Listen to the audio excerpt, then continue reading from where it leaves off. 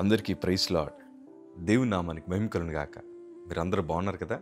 మీరు పెడుతున్న ప్రతి ప్రార్థన రిక్వెస్ట్కి అనుదిన మేము ప్రార్థన చేస్తున్నాం. మా ఆశ అంత ఒకటే, ఎక్కడైతే మీరు తృణీకరించబడ్డారో, ఎక్కడైతే వెలివేయబడ్డారో, ఎక్కడైతే గుండెలు పగిలేలాగేడ్చారో అదే స్థలాల్లో నా ప్రభు మీ అందరిని హెచ్చించబోతున్నారు. విశ్వాసంతో ప్రార్థన చేయండి.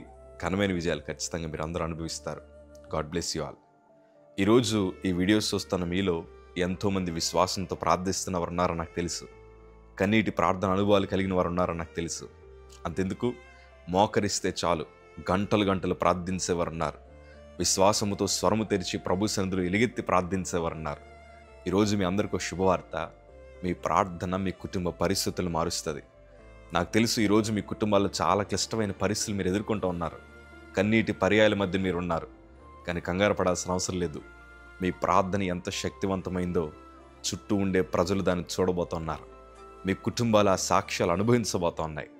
దేవుని వాక్యాలు నాకు చాలా ఇష్టమైన మాట. యాకోబు రాసిన పత్రిక 5వ అధ్యాయం 17వ మాట చదవగలిగితే, ఏలియా మన వంటి స్వభావం గల మనుష్యుడే.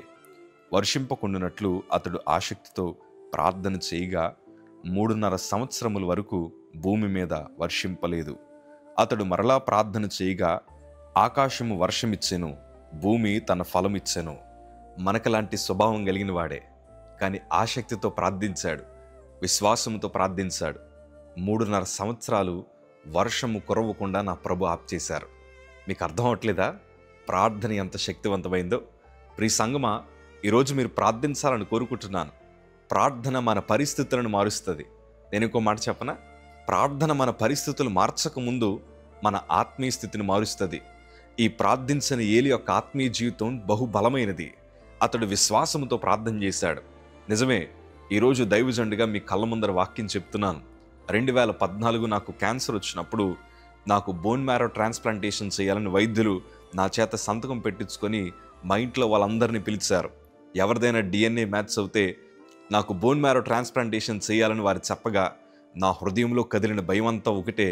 నా పక్క పేషెంట్కి బోన్ మ్యారో ట్రాన్స్ప్లాంటేషన్ జరిగి ఆయన సంవత్సరం తిరిగాక మరలా అదే జబ్బుతో వచ్చి హాస్పిటల్లో జాయిన్ అయ్యారు.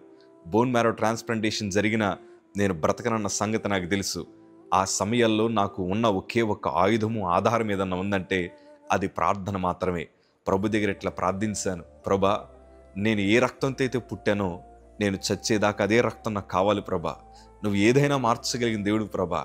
ఆ DNA రిపోర్ట్స్ని మీరు మార్చండి అయ్యా అని ప్రార్థించగా 2 గంటలు గడిచిన తర్వాత ఏ వైద్యులైతే నా రక్త పరీక్షలు చేశారో వారే మరలా తిరిగి వచ్చి అంటున్న మాట ఏంటి తెలుసా? మీ చెల్లెల్ని, మీ తండ్రి గారిని, వారందరినీ ఇంటికి పంపించండి అయ్యా. మీ రక్తంలో ఒక క్రొత్త మార్పును మేము చూడగలుగుతున్నాం. మీకు బోన్ మ్యారో ట్రాన్స్ప్లాంటేషన్ అక్కర్లేదు. ఈ మాట విని మరుక్షణం నాకు అర్థమైన విషయం తెలుసా? ప్రార్థనలో చాలా శక్తి దాగుంది. మనం ఏ పరిస్థితి మధ్యనున్నా మనం ప్రార్థించగా ఆ ప్రార్థనకి దేవుడు జవాబు దయచేస్తారు. కాకపోతే ఎలా ప్రార్థించాలో తెలుసా? విశ్వాసంతో ప్రార్థించాలి, ఆసక్తితో ప్రార్థించాలి. నా ప్రభు కార్యం జరిగిస్తానని ప్రార్థించాలి. అలా ప్రార్థించగా మీ చుట్టూ ఉండే ప్రతి పరిస్థితులను నా ప్రభు మార్చడం ప్రారంభిస్తారు. నీ కన్నీటిని నాట్యంగా మారుస్తాడు. అందుకే ఈరోజు మరొకసారి మాట మీతో పంచుకుంటున్నాను. ఆసక్తితో ప్రార్థించండి, వెనుకడుగు వేయకుండా ప్రార్థించండి, ఎలుగెత్తి ప్రార్థించండి. మీ ప్రార్థనే మీ విజయానికి కారణమవుతుంది. ధైర్యంగా ఉండండి. God bless you.